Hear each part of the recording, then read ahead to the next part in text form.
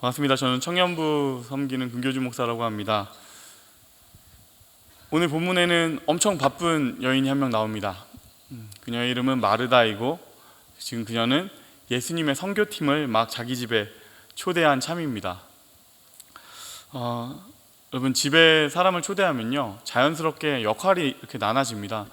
먼저는 이렇게 모셔온 손님을 같이 대접하고 같이 이야기를 나누는 사람이 생기고요. 그리고 그 분이 찾아오신 손님을 대접할 다과나 음식을 준비하는 그런 사람이 있게 됩니다.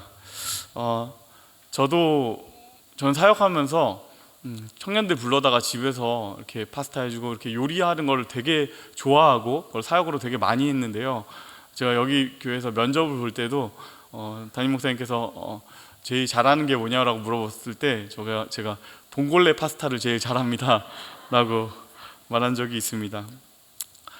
저희 집의 경우에는 그렇게 청년들 불러가지고 이렇게 요리를 해주게 되면은 역할이 딱 나눠지는데, 그 역할에 있어서 맞이하는 역할은 아내가 하고요, 그리고 요리하는 역할은 제가 합니다. 메뉴는 늘 정해져 있습니다. 맨 처음에 딱 들어오면 연어 샐러드를 하고요, 그 다음에는 봉골레 파스타를 하고, 그 다음에 립을 하든가 아니면 치킨을 시키던가 뭐 이런 식으로 합니다. 아마 이 똑같은 메뉴로 한 400~500명 가까이 먹어본 것 같아요. 그리고 이렇게 나눠지게 된 이유는 아까도 말했지만 제가 봉골레를 기가 막히게 하기 때문입니다. 그래서 청년들이 저희 집에 찾아왔을 때 저는 인사하지 않습니다. 저는요 냄비 앞에 서 있습니다. 인사는 아내가 합니다. 그래서 찾아온 친구들하고 아내가 이렇게 즐겁게 얘기도 나누고 인사도 하고 막 이렇게 하는 동안에 저는 면을 삶고, 그리고 조개를 익히고, 그리고 연어를 막 샐러드 위에 깔고 이렇게 합니다. 그러다가 제가 음식이 다 됐습니다 라고 이렇게 말씀드리면 아내님께서는 손을 들어 식사를 시작하세요. 그러면 그 드시는 동안에 저는 다음 코스를 준비하는 거죠. 이런 집들이를 사역하면서 한 100번에서 200번 정도는 한 것 같아요. 그래서 가끔 누군가 제게 목사님 어떻게 그렇게 집들이 많이 하세요? 사모님이 뭐라고 하지 않으세요? 라고 물을 때가 있는데, 그럼 저의 대답은 그것은 제가 요리를 하기 때문입니다 라고 대답을 합니다. 가끔씩은 최근에는 아내가 이렇게 묻기도 했어요. 여보, 청년들 언제 또 집에 와? 라고. 오늘 본문에서도 보면 이 역할이 딱 나눠져 있습니다. 손님을 맞이하고 그분과 이야기를 나누는 역할은 마리아가 맡았고요, 그리고 음식을 대접하고 준비하는 그 역할은 언니 마르다가 맡게 되었습니다. 오늘 본문을 보면요, 마르다가 이렇게 집에 초대한 예수님의 선교팀은 그 인원이 최소로 잡아도 13명일 거고, 좀 넓게 잡으면 수십 명일 수도 있습니다. 그러니 마르다가 지금 할 일이 너무 많죠. 먼저는 이제 발 씻을 물도 준비해야 되고요, 뭐 식전 음료도 준비해야 될 것이고, 에피타이저도 있고, 그리고 메인 디시도 준비를 해야겠죠. 그러니까 지금 너무너무 바쁘고 마음이 분주합니다. 근데 문제가 있습니다. 그때 동생 마리아가 무엇을 하고 있었는가? 39절 말씀입니다. 함께 읽겠습니다. 시작. 그에게 마리아라는 동생이 있어 주의 발치에 앉아 그의 말씀을 듣더니. 주의 발치에 앉아, 이 표현이 아주 기가 막힙니다.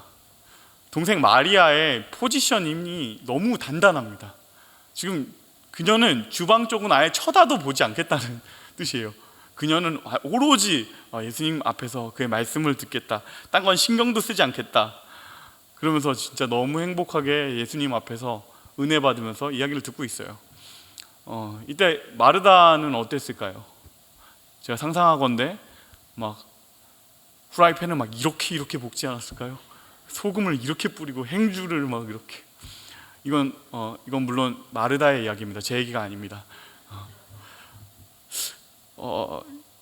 이 수많은 K 장녀들, K 장남들은 이 상황에서의 마르다의 심정이 이해가 참 잘 됩니다. 왜냐하면 모든 동생들은요 어떻게 하면 얄미운지를 이 DNA에 새기고 태어나기 때문이에요. 그래서 마르다가 이렇게 막 행주를 막 닦고 헛기침을 하면서 눈치를 주는데 마리아가 꼼짝도 안 합니다. 그러니까 참다 못해서 마르다가 이제는 확 화를 내면서 예수님한테 이렇게 항의합니다. 40절 말씀입니다. 마르다는 준비하는 일이 많아 마음이 분주한지라 예수께 나아가 이르되 주여 내 동생이 나 혼자 일하게 두는 것을 생각하지 아니하시나이까? 그를 명하사 나를 도와주라 하소서. 예수님, 제 나 좀 도와주라고 하세요. 지금 뭐 하시는 거예요, 예수님? 여러분, 여기서 이 마르다의 심정이 이해가 가세요? 많은 분들은 이 마르다의 마음이 심정적으로는 좀 동의가 될 것 같습니다. 왜냐하면 이 중동 쪽의 손님 대접 문화와 우리의 문화가 굉장히 비슷합니다. 기본적으로 이렇게 손님을 초대한 호스트가 다 준비하고 손님은 아무 일도 하지 않게 음식을 먹게 하는 그런 문화이기 때문이에요. 그런데 그 다음에 이어지는 예수님 좀 내 동생 좀 도와주라고 하세요 라고 말하는 이 항의에 대한 예수님의 대답이 의외예요. 예수님이 41절 42절에 이렇게 대답하십니다. 주께서 대답하여 이르시되 마르다야 마르다야 내가 많은 일로 염려하고 근심하나 몇 가지만 하든지 혹은 한 가지만이라도 족하니라. 마리아는 이 좋은 편을 택하였으니 빼앗기지 아니하리라 하시니라. 예수님이요, 왠지 좀 내용상 마리아의 손을 들어주시고 마르다를 꾸짖으세요. 마리아는 이 좋은 편을 택하였으니 빼앗기지 아니하리라. 여러분, 근데 이거 좀 섭섭하지 않으세요? 지금 예수님께서 마르다가 준비한 물에 발 씻으셨고 마르다가 준비한 음식 드시고 계시잖아요. 그런데 예수님께서 이렇게 말씀하시는 거, 네가 마르다야 네가 문제가 있다 이렇게 말씀하시는 거, 이게 굉장히 섭섭한 대답 아닙니까? 그러다 보니까 이게 굉장히 쉽게 읽히는 본문은 아닙니다. 과연 이게 어떤 의미인가에 대해서 많은 해석들이 있었습니다. 몇 세기 동안 여기에 대한 많은 해석이 있었습니다. 초기 교회와 그 중세에는 은혜를 사모하는 마리아가 귀하다, 이 마리아의 손을 들어주는 해석이 좀 주류였고요. 18세기에 와서는 아니다, 자기만 은혜 받는 것을 넘어서 섬김의 자리까지 간 마르다가 더 귀하다, 이 마르다의 손을 들어주는 해석이 우세할 때도 있었습니다. 그래서 18세기에는 마르다라는 이름으로 여자아이를 낳으면 이름도 많이 지어주고 그랬다고 합니다. 그런데 이렇게 마리아가 옳은가 마르다가 옳은가, 어느 쪽이 옳은가, 이거 승부를 내야 되는가, 이 싸움을 해야 되는가, 어느 한쪽의 손을 들어줘야 할까요? 그건 아닙니다. 왜냐하면 우리 삶 속에는 마리아와 마르다가 공존하기 때문입니다. 초대교회 교부 오리게네스는 이 마리아와 마르다의 이야기를 인간의 시간에 대한 이야기라고 말합니다. 마리아는 은혜의 시간, 마르다는 일상의 시간을 의미한다라는 것입니다. 여러분, 저는 이 해석이 우리의 삶에 제일 가깝다고 생각합니다. 우리에게도 마리아처럼 말씀 앞에서 은혜를 받는 영적 체험의 시간이 있고요, 마르다처럼 그 은혜를 품고 일상에 살아내야 되는 그런 시간이 있습니다. 좀 더 그걸 자세히 설명을 해보죠. 우리의 경우로 이렇게 빗대자면 특별한 은혜의 시간, 영적 체험의 시간은 뭐가 있을까요? 지금 한참 지나가고 있죠. 특별 새벽 기도회 아니면 혹은 사경회 같은 시간도 있을 것이고요. 그건 당연히 너무 영적 체험의 시간이고 은혜의 시간이죠. 그리고 또 오늘 같은 수요 예배의 시간도 마리아의 시간이라고 할 수 있겠습니다. 하지만요, 이 시간은 그렇게 길지 않습니다. 이 시간이 지나고 나면 찾아오는 우리의 일상이 있습니다. 우리는 그 일상에서 해야 될 일이 너무 많죠. 자질구레한 일들이 가득한 일상. 밥을 지어야 되고, 밥을 먹고 나면 설거지해야 되고, 설거지하고 나면은 뭐 직장에 나가야 되는 경우도 있고, 빨래도 해야 되고, 아이들도 챙겨야 되는 일상이 있습니다. 그리고 그 일상이 바로 마르다의 시간입니다. 그리고 이 마르다의 시간이 마리아의 시간보다 보통 훨씬 깁니다. 받은 은혜 가지고 치열하게 살아내야 돼요.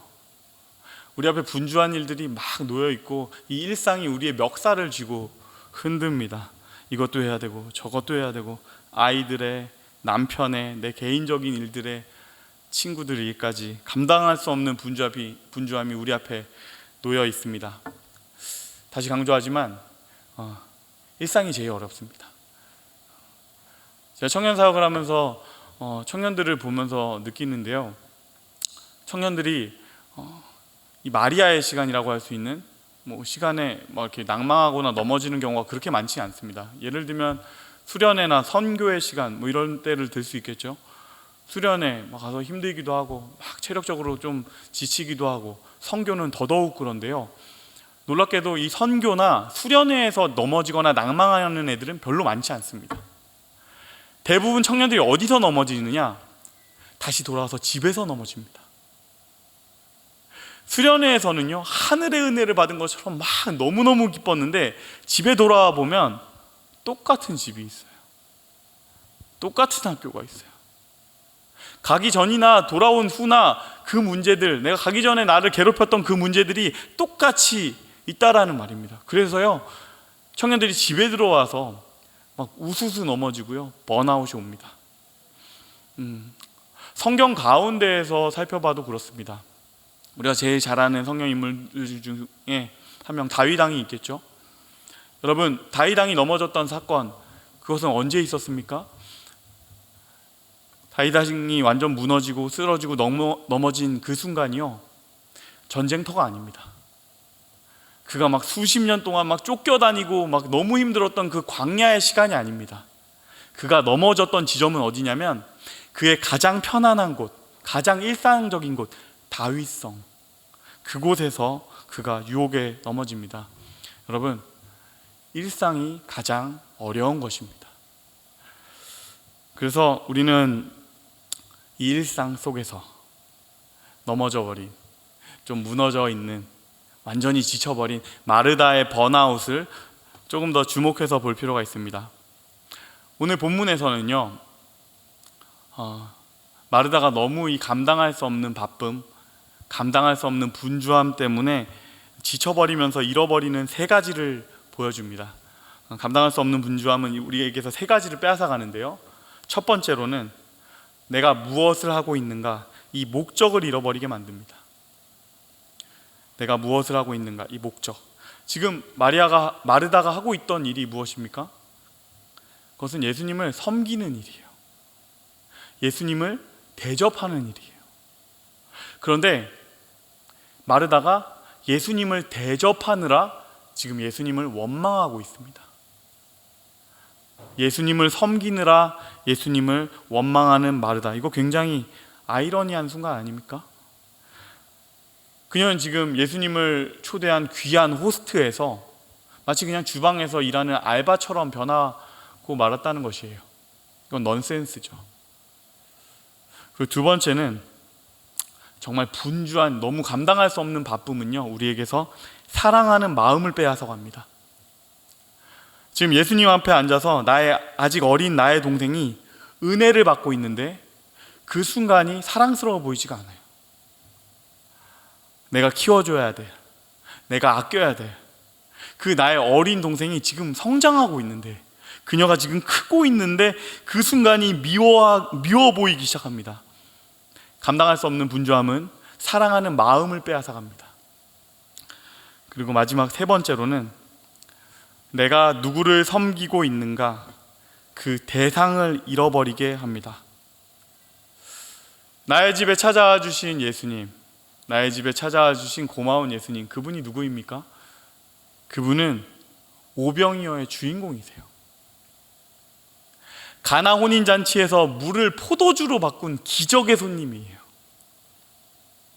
떡 5개와 물고기 2마리로 수천 명을 먹이셨던 그 놀라운 분에게 지금 마르다가 무엇을 묻고 있습니까? 예수님, 마리아한테 음식 만드는 것 좀 도와주라고 하세요. 지금 뭐 하시는 거예요? 이렇게 묻고 있는 거 아닙니까? 지금 마르다는 예수님이 어떤 분인지를 잊어버리신 것입니다. 자신의 섬김의 대상을 잃어버린 마르다. 세 가지입니다. 섬김의 목적을 잊어버리고, 사랑의 마음을 잃어버리고, 섬김의 대상을 잊는다. 그래서 사탄의 가장 좋은 전략은요, 당신을 바쁘게 만드는 것입니다.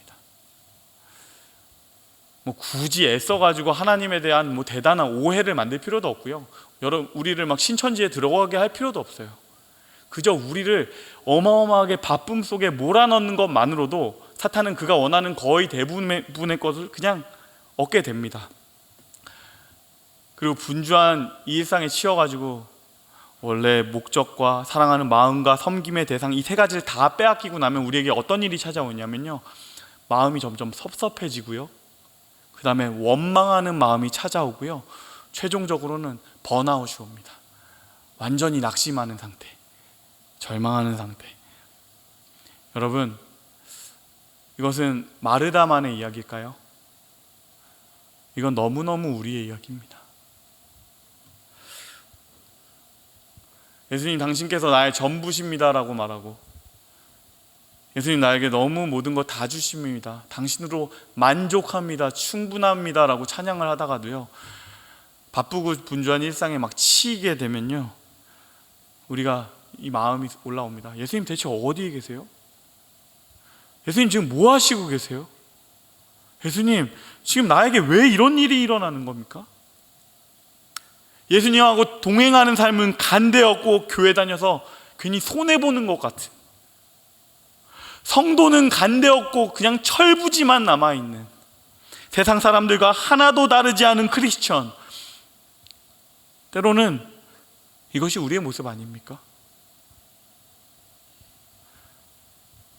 일상이 너무 힘들기 때문입니다. 확실히 이것이 가장 어렵기 때문입니다. 해야 할 일 너무 많고, 주변에 나보다 부러운 친구들도 막 보이고, 맡겨진 일들도 너무 많고 힘이 듭니다. 그러면 우리는 어쩔 수가 없다, 우리는 번아웃 되는 것이 끝이구나, 이렇게 절망하고 마는 것이 우리의 결론이 되어야 할까요? 우리의 엔딩은 번아웃 엔딩이 맞는 것일까요? 그건 아닙니다. 다행스럽게도 성경 가운데 답이 있습니다. 그 답은 누가 주시느냐? 예수님이 주십니다. 우리 함께 본문 41절 42절 말씀을 함께 크게 읽겠습니다. 시작. 주께서 대답하여 이르시되 마르다야 마르다야, 내가 많은 일로 염려하고 근심하나 몇 가지만 하든지 혹은 한 가지만이라도 족하니라.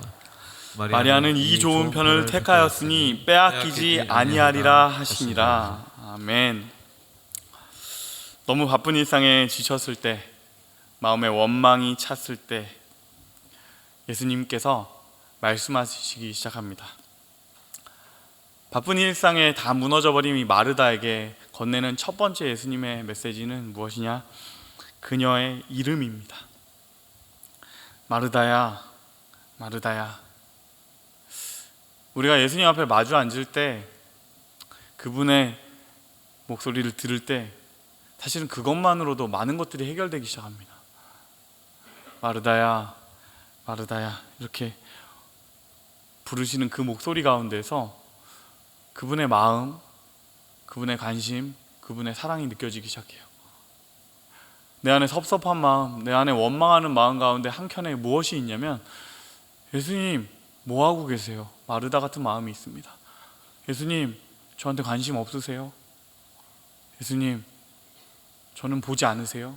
그런데 그분께서 우리를 불러주시는 그 목소리, 마르다야, 그 목소리 가운데 그분이 나에게 관심이 있으시구나, 나를 잊지 않으셨구나, 그분이 나의 이름을 불러주시는 것만으로도 문제가 많이 해결되기 시작합니다. 그러니 나를 불러주실 그분께 말을 거는 것, 그분께 나의 마음을 쏟아놓는 것, 이게 첫 단계 출발입니다. 그 두 번째로 예수님께서 말씀하십니다. 마르다야, 자유해라. 마르다야, 내려놓아라. 너는 지금 너무 많은 일에 갇혀있다. 마르다야, 자유하라. 예수님께서 지금 무작정 모든 일 다 내려놓으라고 하시는 건 아닙니다. 마르다, 네가 할 수 있는 한 가지만 해도 된다. 내가 감당할 수 있는 일을 해라. 사람은요, 약간은 나에게 버거운, 내가 할 수 있는 것보다는 약간 버거운, 그러나 해낼 수 있는 그 일, 그걸 하면서 우리는 성장합니다. 근데 그래서 우리는 사실 그 정도의 목표를 딱 잡고 우리가 가야 되는데요, 때로는 그걸 넘어설 때가 있습니다. 상황상 어쩔 수 없어가지고 그걸 좀 넘어서게 내가 무리한 것들을 하게 될 때도 있고요. 혹은 내 안의 욕심 때문에 내가 감당할 수 없는 일들을 설정할 때가 있습니다. 그렇게 되면은 우리의 삶에 빨간 신호등이 뜹니다. 내 마음 가운데 감사하는 마음이 사라져버리고, 평안한 마음 완전히 사라져버리고, 내 마음 가운데 사랑했던 마음, 하나님 평안함, 주님께서 주셨던 그 좋은 모든 것들이 사라져버리는 것을 딱 느낀다면 그때는요, 브레이크 걸어야 됩니다. 이것은 사인입니다. 예수님께서 보여주시는 레드라이트입니다. 그때 그 순간을 통해서 우리에게 말씀해 오시는 것입니다. 마르다야, 내려놓아라. 마르다야, 자유하라. 그리고 마지막으로 예수님께서 말씀하십니다. 마리아는 좋은 편을 택했고 그것을 잃지 않고 있다. 마르다야, 너도 이 좋은 편으로 오라. 예수님께서 말씀하시는 좋은 편은 이게 뭘까요? 그냥 다 내려놓고 교회 와라, 말씀 들으러 와라, 이걸 얘기하는 걸까요? 그게 아닙니다. 처음에 마음을 회복하라라는 것입니다. 여러분 한번 상상해 보세요. 마르다가 그냥 예수님의 팀을 초대했을까요? 그녀가 그냥 수십 명 밥 먹이는 걸 너무너무 좋아하는 사람이었을까요? 오지랖이 너무 대단한 사람이어서 그렇게 했을까요? 그녀는 뭐 백종원 같은 그런 사람이었던 걸까요? 그거는 아닐 것입니다. 그럴 수가 없어요. 예수님의 선교팀을 그녀가 초대하게 만들었던 감격의 시간이 있었을 것입니다. 이런 초대는 감격의 경험, 감동의 경험이 없는 사람이 할 수 있는 일이 아닙니다. 마르다에게도 분명히 마리아처럼 예수님의 발치에 앉아 예수님의 말씀을 듣는 그 시간이, 그것으로 은혜 받고 채워지는 그 시간이 분명히 있었을 것이 분명합니다. 오늘 이 짧은 본문에는요, 마르다가 예수님을 마음으로 영접하는 그 순간에 그 날까지는 표현되어 있지 않지만 그 순간은 분명히 있었을 것입니다. 그래서 마르다가 예수님을 초대한 것입니다. 예수님께 너무 감사해서, 받은 은혜가 너무 커서 나의 집에 와달라고 그분을 초대했고 그분이 와주셨다. 그래서 예수님, 그분을 위해 뭐라도 하고 싶다. 예수님, 그분을 위해 난 뭐라도 해드리고 싶다. 이게 첫 번째의 마음이었고 본질이에요. 다른 것들은 놓칠 수 있습니다. 그런데 본질은 놓치면 안 됩니다. 마르다의 첫 마음, 그 고마운 예수님께서 나의 집에 와주셨고 나는 그분을 섬기기 원한다. 우리의 본질들도 동일합니다. 예수님이 나의 삶에 찾아와 주셨고 그 고마운 예수님을 위해서 나는 주님을 섬기기 원한다. 일상의 전쟁은 이 본질을 붙드는 싸움입니다. 분주한 일상이 계속해서 치고 들어오지만 이 본질을 놓치지 않는 것, 이걸 꽉 붙잡는 싸움, 그것이 일상의 전쟁입니다. 그리고 이게 생각처럼 쉽지가 않습니다. 저도 목사지만 매일매일 기도하고 애쓰고 있어요. 저절로 되지 않습니다. 저는 저의 일상의 기도의 루틴이 있는데요, 그것은 기본적으로는 총알 기도를 합니다. 오전에 3번, 그리고 오후에 3번, 저녁에 3번 시간을 좀 정해놓고 어느 시점이다 보면 마음속에서 잠깐, 정말 몇 초라도 기도합니다. 나는 주님과 함께 걷습니다. 나는 지금 주님과 함께 걷습니다. 정말 짧은 10초, 20초에라도 기도.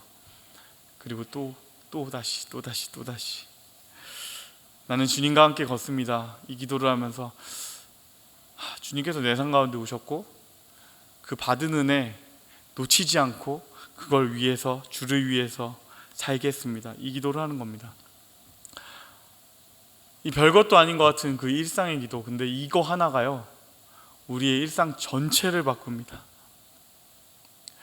예배의 은혜, 그리고 뭐 수련회에서의 은혜, 사경회에서의 은혜, 이것도 너무너무 귀하고 좋지만 하나님과 함께하는 일상, 하나님과 함께하는 나의 하루, 여기서 오는 그 기쁨이라는 것은 그 다음 차원의 무엇입니다. 여러분, 이 일상 가운데로 여러분을 초대하기 원합니다. 교회에서만이 아니라 일상에서도 주님과 함께 사는 것, 이 귀한 도전 가운데 여러분을 초대하기를 원합니다. 말씀을 맺겠습니다. 오늘 본문 속의 마르다는요, 그렇게 하지 못했지만, 그녀는 너무너무 지쳐버리고 일상에 무너지고 말았지만, 만약에 마르다가 이 포커스를 놓치지 않았더라면, 주님께서 주신 그 마음을 놓치지 않았더라면 그 저녁은 전혀 달랐을 것입니다. 주를 위해서 할 수 있는 한 가지, 두 가지, 내가 할 수 있는 정도의 그 음식, 그 요리를 하면서 아마 콧노래를 불렀을 겁니다. 예수님이 나의 집에 찾아와 주셨어. 나는 지금 예수님을 위한 그 저녁을 만들고 있어. 예수님이 나의 삶에 찾아와 주셨어. 나는 오늘 예수님이 드실 그 저녁을 만들고 있어. 우리도 그랬으면 좋겠습니다. 예수님의 요구는 너무너무 단순합니다. 내가 감당할 수 있는 한 가지 그 일을 주님과 함께 주님을 위해서 하라. 성도의 삶은 굉장히 단순합니다. 오늘 나의 방에 예수님이 계셔. 난 그분을 위해 함께 일해. 그분과 함께 일상을 살아.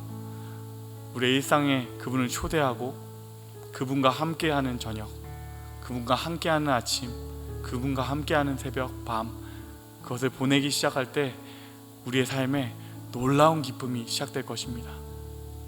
그거 꽉 붙드는, 이것을 놓치지 않는 이 일상의 전쟁, 그 싸움을 싸워내는, 그리하여 기쁨으로 일상을 살아내는 저와 여러분이 되시기를 주님의 이름으로 축원합니다.